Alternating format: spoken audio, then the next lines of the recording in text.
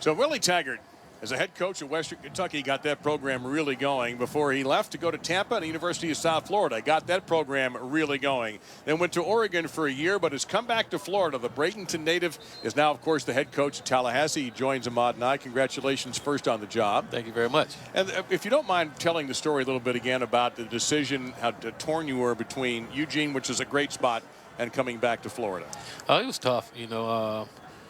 Rob Mullins gave me an opportunity to go to Oregon and be a Power 5 coach, and everything was on the up and up. We was recruiting well. We got the program back winning and made great relationships with our alumni, our boosters, and more importantly with our players. And that was tough because those young men, they bought into everything we did there and everything we asked them to do, and that helped with the turnaround. So it was really tough making that decision, but it was one of those decisions. Like I said, it was one of those things. Like I say, it was a dream job. And so it was tough from that standpoint. Well, certainly you've had a hectic last few weeks. How would you describe it? It's been fun. Now it's the fourth time taking over a program. We're kind of used to it a little bit. The challenges that comes with it, and it's been fun. The people in Tallahassee are really excited. And you go out recruiting, players are excited, and you get a lot of phone calls from coaches. So it's just part of the challenge. Coach, when you have a blue blood program like Florida State, I always tell people like myself going to Texas, you don't choose those places choose you. And why Florida State, and was it the only job you would have left Eugene for to take a head coaching opportunity? It was. Florida State's always been that dream job for me. As a kid, I always wanted to play at Florida State. Wasn't good enough. I wish Coach Bowden would have recruited me there and probably would have had another national championship. But it's been that dream job. Something you've been working really hard to get to that point, and not in a million years I thought it would happen right now. And yes, this was the only job I would have left Eugene for. Had a great thing going there in Eugene. Great people. Great administration, and having a relationship with Phil Knight was big time. Yeah, we have an injury, unfortunately. It is a Seminole. It's Izzo who is shaken up on the play. The Seminoles have moved down into Southern Miss territory. As you looked over this team, how do what do you look at? What have you seen so far as you have been able to watch some practices for the bowl prep and all the recruiting and that? What have you seen out of this group?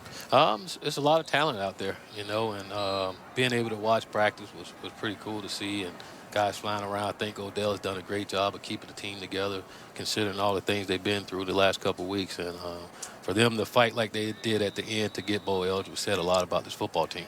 And just from the observation of being now in Tallahassee, what have you seen, and is this still the job that you expected it to be once you arrived? It is. We have great players. I told one of my buddies the other day, there's some toys out there to work with. Great players. We just got to get back to playing team football, and playing with passion and being excited about. And right on cue, Willie, as soon as you said that, we just saw Akers make a play that very few people can do. He was absolutely trapped behind the line and is able to burst into the clear for a 32-yard gain. This is an important opportunity for you, obviously. You've had other chances to build up. I don't know if you ever walked into a place with those kind of toys before.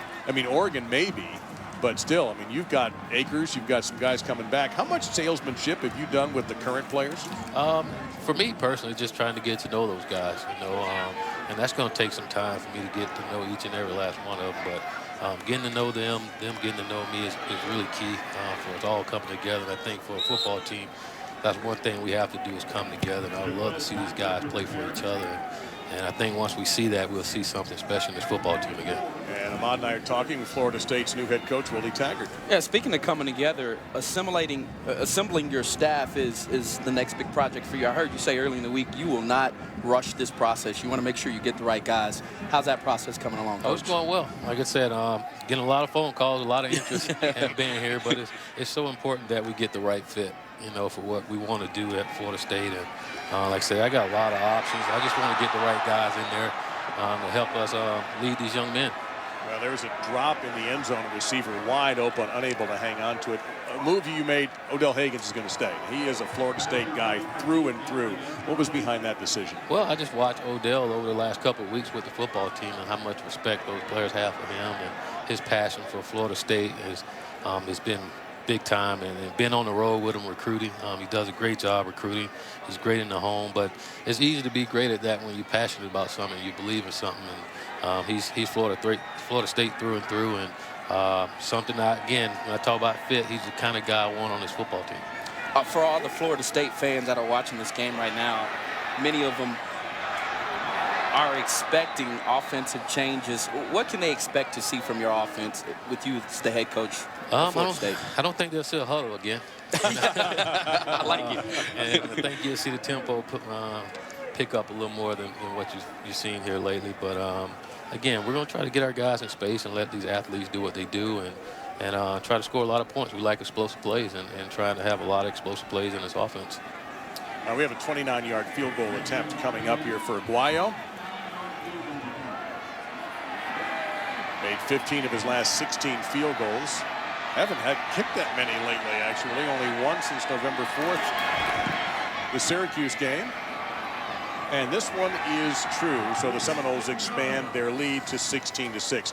We want to thank you, Willie, very much for your time. We want to wish you the very best in Tallahassee with the Seminoles, and I know everybody in Seminole Nation is very, very excited.